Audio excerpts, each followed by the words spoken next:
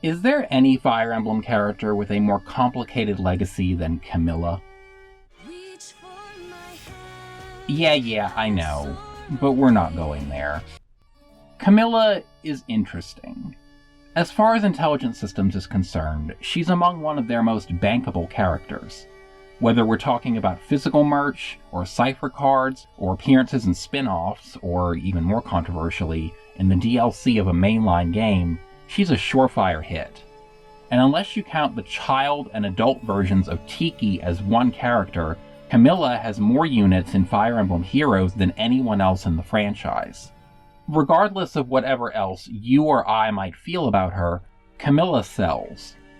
And yet, it's quite easy to find complaints about Camilla's obvious overexposure, or criticism of the way she's been designed, presented, and marketed over the years, even above and beyond the lengthy list of other busty, scantily clad female characters seen elsewhere in the series, several of which have also received more than their fair share of attention and supplementary material.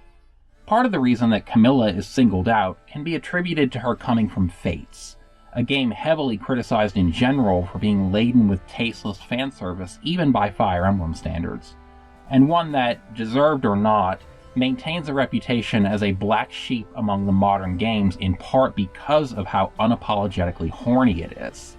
From that angle, Camilla might as well be Exhibit A of the reason that Fates gets as much flack as it does. Because it's much easier to point out this strutting mass of jiggling cleavage and thong armor calling herself your big sister while serving major step-on-me mommy vibes than it is to go into the situation with the Japanese-exclusive face-touching minigame, or dive into the myriad shortcomings of the English localization, or illustrate the problems with Soleil the schoolgirl lesbian, or what have you. If you think Fate sucks, Camilla is a perfect shorthand for why it sucks. But, funny thing about that, FE14 is far from my favorite in the series for a number of reasons, including that its gameplay has just never really spoken to me. However, Camilla is very much not one of those reasons.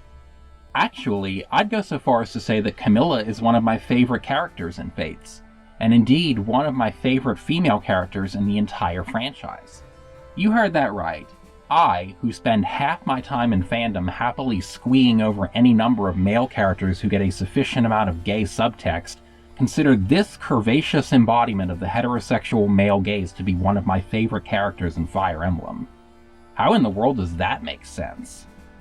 Well, it helps that Camilla's kind of like a drag queen. Important disclaimer, at no point in this video am I claiming that Camilla is literally a drag queen. If you get off to Camilla, I am not suggesting that the object of your desire tucks. Unless you're into that, of course. Also, a second, probably more important disclaimer. I have never watched an episode of RuPaul's Drag Race, because I just can't get into reality TV. Feel free to call me a bad gay for that down in the comments. My experience with drag queens has been rather more hands-on account of the fact that I've been active in the New Orleans gay scene for most of my adult life. And for practically its entire existence, this city has been a haven for cross-dressing and drag culture tied in part to the centuries-old tradition of carnival masquerades. I've never done stage drag myself, but I'm well acquainted with the subculture, with all its highs and lows and petty grudges that I'm absolutely still not holding against anyone. But with that settled, let's get back to Camilla. While it is true that a fair amount of the backlash to her character comes from general Fates negativity, as well as her overexposure in later games, I cannot see those as the sole driving factors behind the amount of hate that she receives, especially when you compare her to similarly handled Awakening characters like Tharia and Aversa. She's not just the sexy strut, or the beach pinup, or the torrent of heroes ults.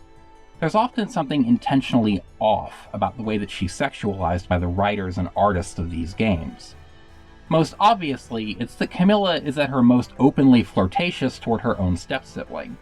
She is Corrin's, and thus the player's, big sister, crooned lovingly with all the enticing forbidden fruit angle that implies.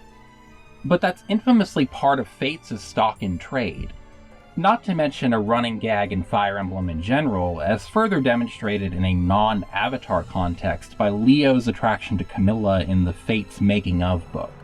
FE14 offers you no fewer than 8 distinct flavors of step-sibling loving, as well as the opportunity to get it on with your first cousin if that's more your speed.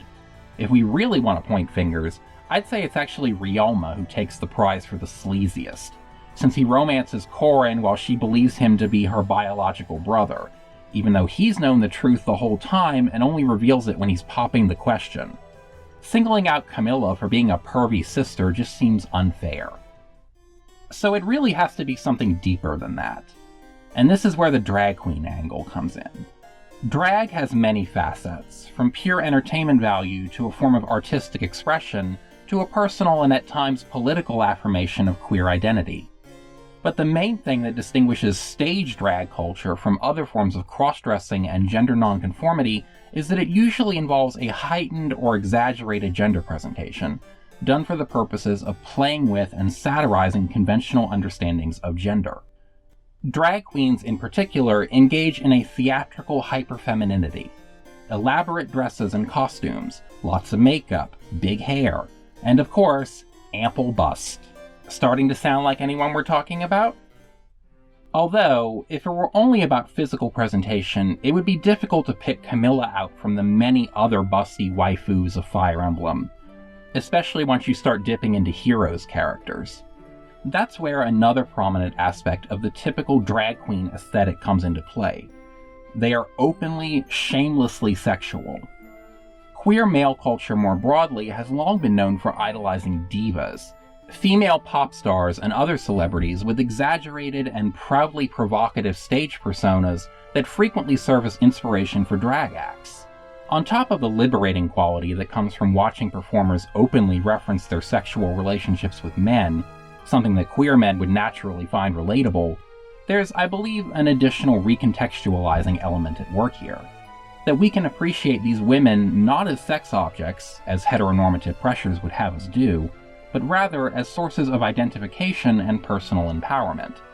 No Fire Emblem character better embodies the spirit of the diva figure more than Fodlan's Manuela, especially in that she also nails the messy, offstage personal life that often factors into why these women can be so easy to relate to.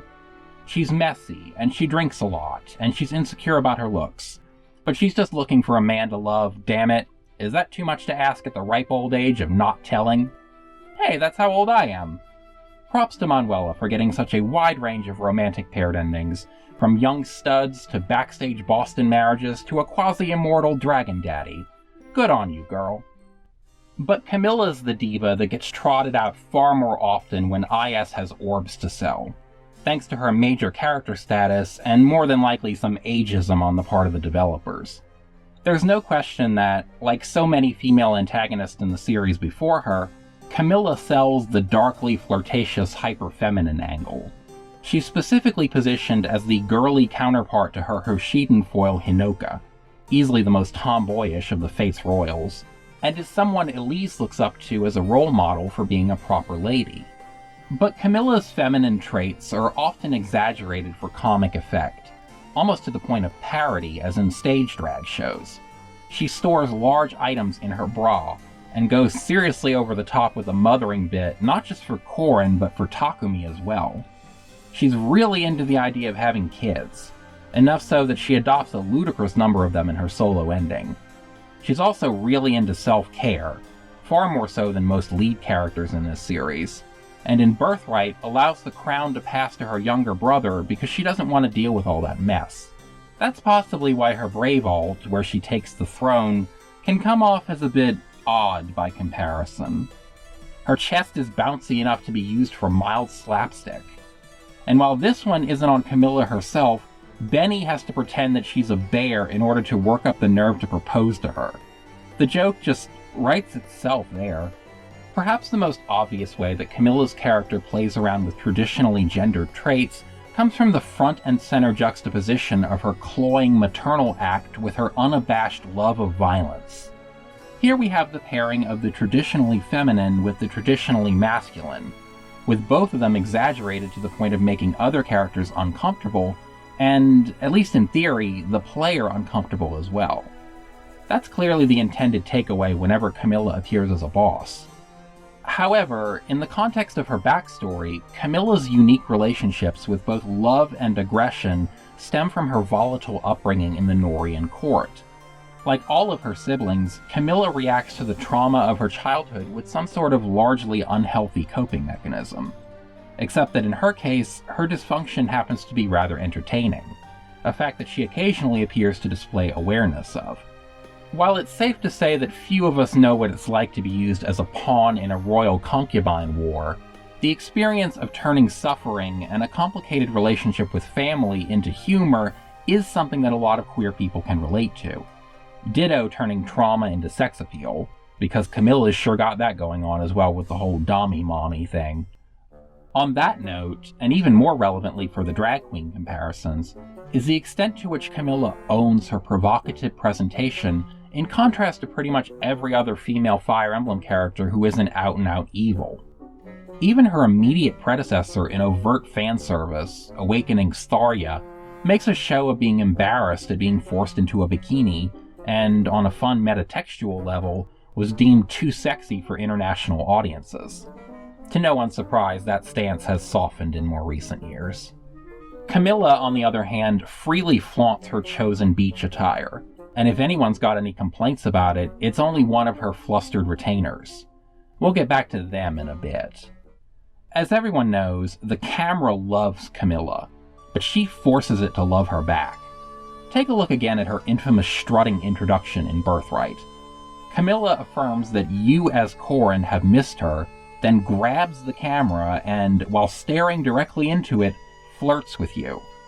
Whether you view this cutscene in isolation, or place it in the context of the story where it's meant to be an unsettling moment leading into Camilla serving as the boss for that chapter, it's a clever bit of leaning on the fourth wall. You might say that this is just how Fates handles Corrin behind the camera because their physical appearance can be modified by the player. But in that case, who was lovingly ogling Camilla's breasts and crotch just seconds before this moment? While Fates is not the first Fire Emblem to have characters stare into the camera and address the player via an avatar, I would say it's the first one to toy with that concept. And with Camilla in particular, to use this technique in a way that's simultaneously titillating and destabilizing. She knows what you're looking at, and she's into you being into her. My eyes are up here. Obviously, though, this is only true up to a point. At the end of the day, Camilla is still a fictional character, and thus has no actual agency of her own. There's that infamous quote from Fates' art director comparing her to a cow, and Heroes is not remotely shy about milking her for all she's worth. This is at best the illusion of agency, that she is a character who is well aware of how she dresses and presents herself, and how this leads into her being perceived as a sex object both in-universe and on a meta level by the audience. But let me tell you, in the full scope of modern Fire Emblem, that mere suggestion of honesty surrounding a provocative, diva-esque presentation is just so refreshing. Hold that up against the notorious baby-making conversation in Book 7 of Heroes, which tries so hard to pretend that it's anything other than a sexual fantasy designed to appeal solely to straight men. Or pick any number of instances of characters being stuck in skimpy swimwear and then complaining about how inappropriate it is. Oftentimes when people criticize these design choices, the rebuttal will be that women should be allowed to wear sexy clothes if they like. But these aren't women, they're fictional characters. An artist drew them like this, and a writer wrote them being embarrassed about it, playing into that virgin whore complex straight men have where they want women to be sexy, but if the women themselves want to be sexy, then they're bad, like Camilla.